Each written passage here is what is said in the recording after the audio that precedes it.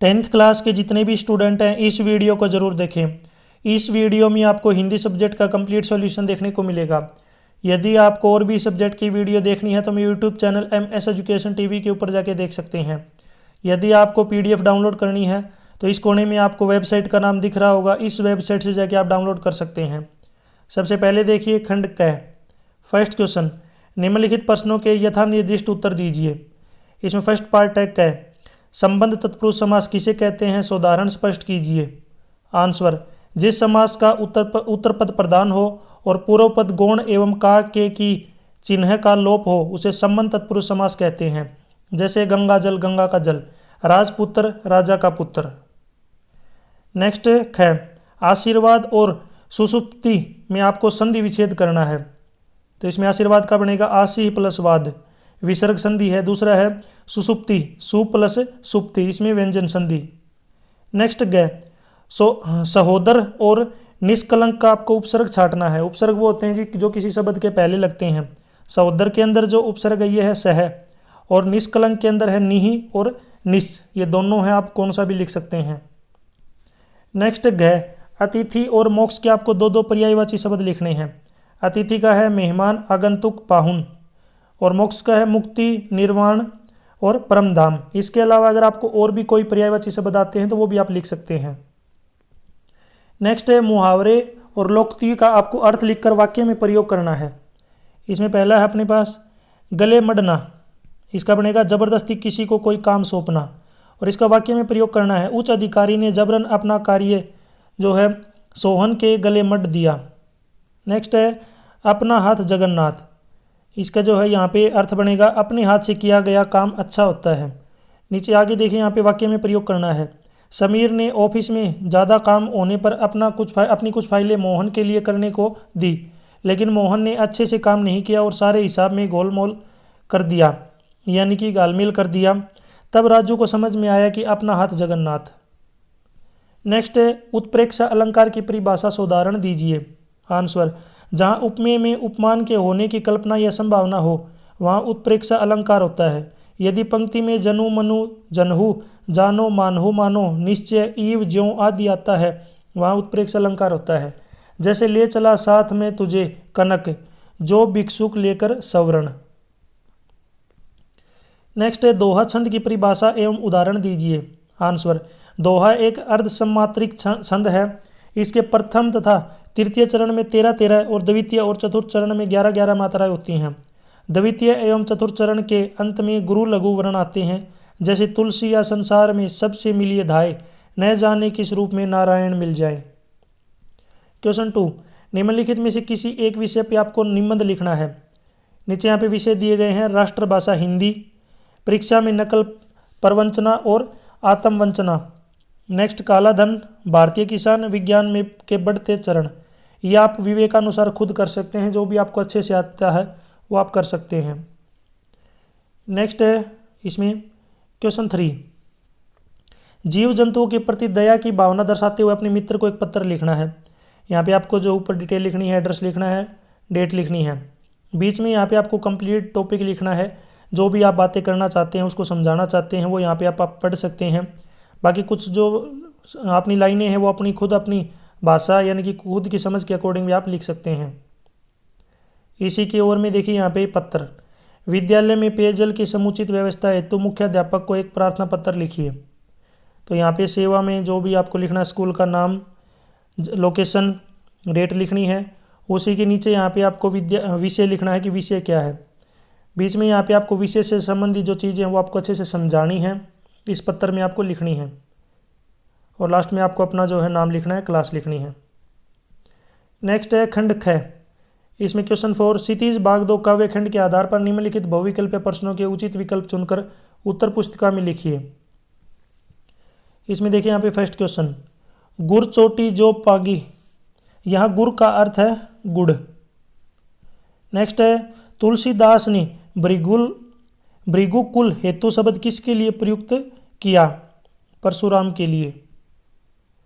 Next question 3, आत्मकथ्य कविता में गुनगुनाकर अपनी कहानी कौन कहता है, मधुप। क्वेश्चन 4, कवि ने फसल को किसकी महिमा कहा है, हाथों के स्पर्श की। यहाँ पे जो है आत्मकथ्य कविता दी गई है। आप कमेंट सेक्शन में इसके कवि का नाम बताएंगे, ये कवि कौन है, यानी किसकी रचयिता है ये आत्मकथ्य कविता। नेक्स्ट है उत्साह कविता में बादल में क्या छिपा हुआ है, गर्जन। क्वेश्चन 6, मुख्य गायक के बाहरी स्वर का क्या उपमान दिया है, ये दिया है चट्टान, चट्टान के साथ कंपेयर किया है। क्वेश्चन 5, निम्नलिखित काव्यांश को पढ़कर पूछे गए प्रश्नों के उत्तर दीजिए। एक काव्यांश दिया गया है, इसको एक बार अच्छे से पढ़ लीजिए। इससे संबंधित पहला प्रश्न है, प्रस्तुत काव्यांश के कवि और कविता का नाम। कवि है नागार्जुन, कविता का नाम है यह दंतुरित मुस्कान। क्वेश्चन 2, प्रस्तुत काव्यांश की सप्रसंग स्पष्ट कीजिए। आंसर, प्रस्तुत काव्यांश हमारी पाठ्य पुस्तक क्षितिज भाग 2 में संकलित कवि नागार्जुन की रचना यह दंतुरित मुस्कान से लिया गया है। कवि ने यहाँ अपने शिशु पुत्र की मनोहर मुस्कान का चित्रण किया है। कवि कहता है कि बच्चे की मुस्कान में इतनी शक्ति है कि वह किसी भी उदास और निराश व्यक्ति को भी प्रसन्न कर सकती है। क्वेश्चन 3, मृतक में जान डालने से क्या अभिप्राय है, हताश व्यक्ति में आशा का संचार। क्वेश्चन 4, जलजात किसके लिए प्रयुक्त हुआ है, कमल के लिए। क्वेश्चन 5, पाषाण पिघलने से क्या अर्थ है, यानी कि क्या तात्पर्य है, कठोर हृदय में दया उत्पन्न होना। क्वेश्चन 6, निम्नलिखित काव्यांश का काव्य सौंदर्य स्पष्ट कीजिए। यहाँ पे काव्यांश दिया गया है, इसको अच्छे से आप पढ़िए। अब नीचे यहाँ पे इसका आंसर, सबसे पहले देखिए काव्य सौंदर्य भाव सौंदर्य। इस पद में गोपियाँ उद्धव से कहती हैं कि उनके मन की अभिलाषाएं उनके मन में ही रह गई, क्योंकि वे श्री कृष्ण के यह कह नहीं पाई कि वे उनसे प्रेम करती हैं। अब वे अपनी यह व्यथा किसे जाकर कहें, क्योंकि श्री कृष्ण के आने की आशा के आधार पर उन्होंने अपने तन मन के दुखों को सहन किया था। अब उनके द्वारा भेजे गए जोग अर्थात योग के संदेश को सुनकर वे विरह की ज्वाला में जल रही हैं और कहती है कि अब जब श्री कृष्ण ने ही सभी मर्यादाओं को त्याग दिया है तो भला वे धैर्य धारण कैसे कर सकती हैं। कहने का तात्पर्य है कि गोपियाँ श्री कृष्ण के मोह में इतनी बंध चुकी हैं कि अब वे श्री कृष्ण से दूर रहकर जीवन जीना असंभव मानती हैं। नेक्स्ट है यहाँ पे शिल्प सौंदर्य। सूरदास के पदों में श्रृंगार और वात्सल्य रस की प्रधानता है। इन पदों में गोपियों का विरह का वर्णन है, इसलिए इसमें वियोग श्रृंगार रस की प्रधानता है। क्वेश्चन 7 में क पार्ट, जयशंकर प्रसाद आत्मकथा लिखने से क्यों बचना चाहते हैं। आंसर, कवि अपनी आत्मकथा लिखने से इसलिए बचना चाहते हैं क्योंकि उसे लगता है कि उनका जीवन बिल्कुल साधारण सा है। उसके जीवन में ऐसा कुछ भी नहीं है जिसे बाकी लोगों को खुशी महसूस हो। कवि का पूरा जीवन दुख और चीज़ों के अभाव में बीता है, जिसे अब वह किसी और के साथ बांटना नहीं चाहता। कवि के मन में किसी के प्रति कोमल भाव भी था जिसे वह औरों के साथ बांटना नहीं चाहता, इसलिए कवि अपनी आत्मकथा लिखने से बचना चाहता है। नेक्स्ट इसमें ख, उत्साह कविता का मूल भाव स्पष्ट कीजिए। आंसर, उत्साह आह्वान और संदेश परक कविता है। कवि ने इस कविता के माध्यम से उत्साह, रचनात्मक क्रांति और नवचेतना का संदेश देना चाहा है। कवि ने अपने संदेश का माध्यम बादल को बनाया है। वह बादल का आह्वान करता है कि वह गर्जन करते हुए सारे आकाश में छा जाए। उसका गर्जन जन जन के हृदय में परिवर्तन और चेतना का प्रेरणा भर दे। बादल ग्रीष्म के ताप को मिटाकर संसार को शीतल कर देता है। वह प्राणियों को नया जीवन देता है। वह तीव्र परिवर्तन का वाहक है। कवि ने बादल के आगमन को इसी संदर्भ में देखा है। कवि समाज के समर्थ लोगों को संदेश देना चाहता है कि वे अभाव, शोषण और कष्टों से पीड़ित लोगों के प्रति सहानुभूति और संवेदनशीलता दिखाए, उनके कष्टों को दूर करें। नेक्स्ट इसमें खंड ग। क्वेश्चन 8, क्षितिज भाग 2 गद्यखंड के आधार पर निम्नलिखित बहुविकल्प प्रश्नों के उचित विकल्प चुनकर उत्तर पुस्तिका में लिखिए। फर्स्ट क्वेश्चन है, नवाब साहब ने खीरे को कैसी नज़र से देखा। सतृषण, ऑप्शन ग राइट है। क्वेश्चन 2, नेताजी की मूर्ति पर सरकंडे का चश्मा देखकर हालदार साहब कैसे खड़े हो गए। अटेंशन। क्वेश्चन 3, बाल गोविंद भगत की प्रभातियाँ कब तक चलती थी। फागुन तक, ऑप्शन के राइट। क्वेश्चन 4, मनु भंडारी ने धरती से कुछ ज़्यादा ही धैर्य और सहन शक्ति किस में बताई है। अपनी माता में। क्वेश्चन 5, नरकट नामक घास डुमराव गांव में किस नदी के पास पाई जाती है। सोन नदी के। क्वेश्चन 6, संसार के मजदूरों को सुखी देखने का सपन किसने देखा? मार्क्स ने। क्वेश्चन 9, निम्नलिखित गद्यांश को पढ़कर इसके आधार पर प्रश्न पूछे गए जो प्रश्न इनके उत्तर आपको देने हैं। इस गद्यांश को एक बार अच्छे से पढ़ लीजिए। इससे संबंधित पहला प्रश्न है, प्रस्तुत गद्यावतरण के रचयिता और पाठ का नाम। रचयिता है मनु भंडारी, पाठ है एक कहानी है भी। नेक्स्ट क्वेश्चन, अजमेर में भीड़ क्यों उमड़ रही थी? क्योंकि मनु भंडारी भाषण दे रहा था। नेक्स्ट है, पिताजी के किन अंतर्विरोधों का उल्लेख किया गया है? आंसर, एक और विशिष्ट बनने और बनाने का प्रबल लालसा, तो दूसरी ओर अपनी सामाजिक छवि के प्रति भी उतनी ही सजगता। नेक्स्ट क्वेश्चन, दोनों बातों का टकराहट का रास्ता क्यों कहा है? आंसर, क्योंकि एक और तो लड़कियों की स्वतंत्रता और दूसरी ओर समाज का दबाव। नेक्स्ट क्वेश्चन, धुआंधार भाषण किसके द्वारा दिया जा रहा था? मनु भंडारी के द्वारा। क्वेश्चन 10, राम वृक्ष बेनीपुरी अथवा यशपाल का आपको जीवन परिचय देते हुए उनकी रचना, साहित्यिक विशेषताओं और भाषा शैली पर प्रकाश डालना है।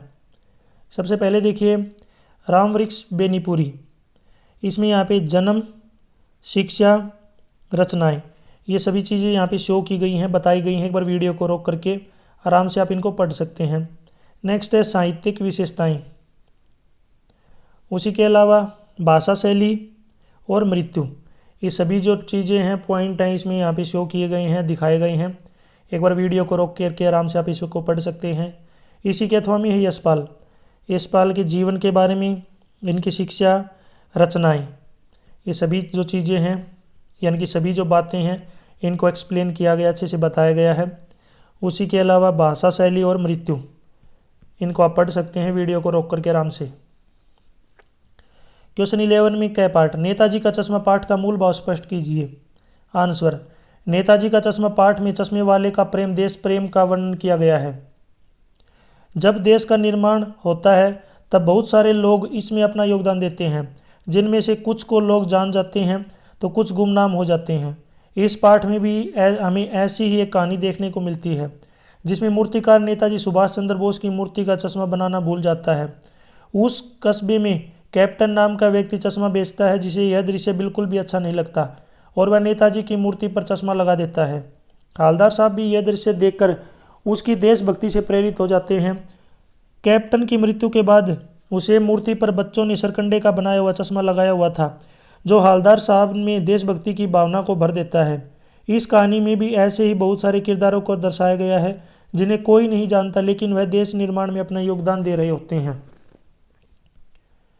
नेक्स्ट क्वेश्चन इसमें है, लखनवी अंदाज पाठ में निहित व्यंग्य भाव स्पष्ट कीजिए।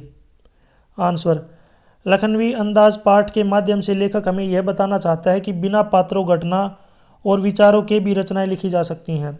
लेखक अपनी एक घटना का वर्णन करते हुए बताता है कि उसे रेलगाड़ी के डब्बे में एक नवाब मिलता है, जो बड़े सलीके से खीरे को खाने की तैयारी कर रहा था, लेकिन लेखक को सामने देखकर वह खीरा खाने में संकोच करने लगा। लेखक से भी खीरा खाने के लिए पूछता है, जिसमें वह मना कर देता है। नवाबी अंदाज दिखाने के लिए नवाब उस खीरे को तैयार करता है और सूंघ कर खिड़की से बाहर फेंक देता है। वह अपनी भूख दबा लेता है और यह दिखाता है कि उसका पेट भर गया है। यह लेखक के सामने यह दिखाना चाहता है कि नवाब इसी तरीके से खीरा खाते हैं। नेक्स्ट खंड घ, क्वेश्चन 12, कृतिका भाग 2 के आधार पर यहाँ पे प्रश्न पूछे गए हैं, उनके आंसर आपको देने हैं। इसमें फर्स्ट क्वेश्चन है क्या, माता का अंचल पाठ के लेखक का नाम तारकेश्वर नाथ से भोलानाथ कैसे पड़ा? इंपॉर्टेंट क्वेश्चन है, ये याद रखना। आंसर, बचपन में लेखक का नाम तारकेश्वर नाथ था। उसके सिर पर लंबी लंबी जटाएं थी। जब वह अपने पिता को पूजा करते हुए देखता तब उसका अपने माथे पर तिलक लगवाने का हट करता। उसके पिता उसके चौड़े माथे पर बबूत से त्रिपुंड यानी कि 3 आडी रेखाएं कर देते। इस रूप में वह बिल्कुल बम भोला दिखाई देता। इस प्रकार उसका नाम तारकेश्वर नाथ से भोलानाथ पड़ गया। नेक्स्ट क्वेश्चन है, साना साना हाथ जोड़ी पाठ के माध्यम से लेखिका क्या दर्शाना चाहती है? आंसर, साना साना हाथ जोड़ी पाठ के माध्यम से लेखिका यह दर्शाना चाहती है कि पहाड़ों पर रहने वाले लोगों का जीवन बहुत अधिक कठिन होता है। लेखिका पाठ में हिमालय और उसकी सुंदर घाटियों का वर्णन करती है और साथ ही वहाँ पर रहने वाले लोगों के जीवन के संघर्ष का भी वर्णन करती है। लेखिका कभी प्रकृति प्रेमी विद्वान और कभी संत के समान हो जाती है। आप यहाँ पे कमेंट सेक्शन में ये जो लेखिका है इसका नाम ज़रूर बताएं। लेखिका नाम बताना। ये जो पार्ट है साना साना हाथ जोड़ी, इसके लेखिका का जो नाम है ये आप कमेंट सेक्शन में बताएं। नेक्स्ट है मैं क्यों लिखता हूँ निबंध का उद्देश्य स्पष्ट कीजिए।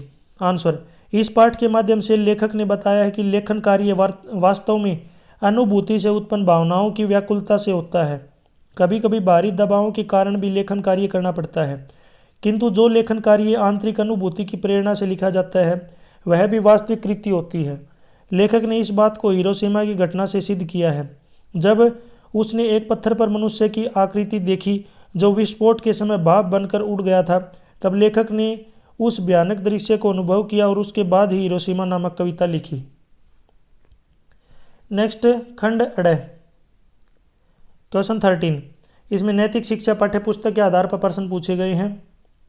फर्स्ट क्वेश्चन है, ऐसी वाणी बोलिए मन का आपा खोए, औरन को शीतल करे आपू शीतल होए। इस दोहे के रचयिता कौन है? कबीरदास। क्वेश्चन 2, मनुबाई यानी कि लक्ष्मीबाई किस आयु में वैवाहिक बंधन में बंधी? 8 वर्ष की आयु में। आप मुझे कमेंट सेक्शन में बताएंगे उनकी जो है वैवाहिक बंधन में जो 8 वर्ष की उम्र में जो बंधी थी उनके कितने बच्चे थे? रानी लक्ष्मीबाई के कितने बच्चे थे? कमेंट सेक्शन में इसका जरूर आंसर दें। नेक्स्ट है, बनारस हिंदू विश्वविद्यालय के संस्थापक कौन थे? मदन मोहन मालवीय। नेक्स्ट क्वेश्चन, भारतीय ऋषियों ने विश्व कल्याण की कामना हेतु क्या लिखा है? इसमें देखिए, सर्वे भवन्तु सुखिनः, सर्वे सन्तु निरामया, सर्वे भद्राणि पश्यन्तु। इसमें आएगा उपयुक्त सभी। नेक्स्ट क्वेश्चन, एकलव्य की कौन सी विशेषता आपको अच्छी लगी और क्यों? आंसर, मुझे एकलव्य की लगातार प्रयास करने की विशेषता सबसे अच्छी लगी, क्योंकि उसके लगातार अभ्यास की वजह से ही वह एक बेहतर धनुर्धारी बन पाया। नेक्स्ट क्वेश्चन, मैत्रेयी ने किस मार्ग को अपनाया? आंसर, कल्याण मार्ग को अपनाया। मैत्रेयी ने परंपरा से प्राप्त ज्ञान व चिंतन के बल पर बड़े बड़े पंडितों से शास्त्रार्थ किया। उन्होंने कई पंडितों को ज्ञान चर्चा में परास्त कर अज्ञान के अंधकार से बाहर निकाला और सन्मार्ग पर चलने के लिए प्रेरित किया। यहाँ तक वीडियो कंप्लीट हो चुकी है। वीडियो अच्छी लगी तो उसको लाइक करें, अपने दोस्तों के साथ जरूर शेयर करें। और भी वीडियो देखनी है तो मैं YouTube channel MS education TV के ऊपर जाके देख सकते हैं।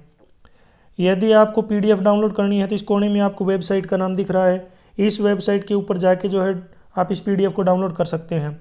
यदि आपको कोई भी हेल्प चाहिए, मेरे से कांटेक्ट करना चाहते हैं, तो इसी वीडियो के डिस्क्रिप्शन में आपको सोशल मीडिया के लिंक्स मिल जाएंगे, आप मेरे से कांटेक्ट कर सकते हैं। Thanks for watching.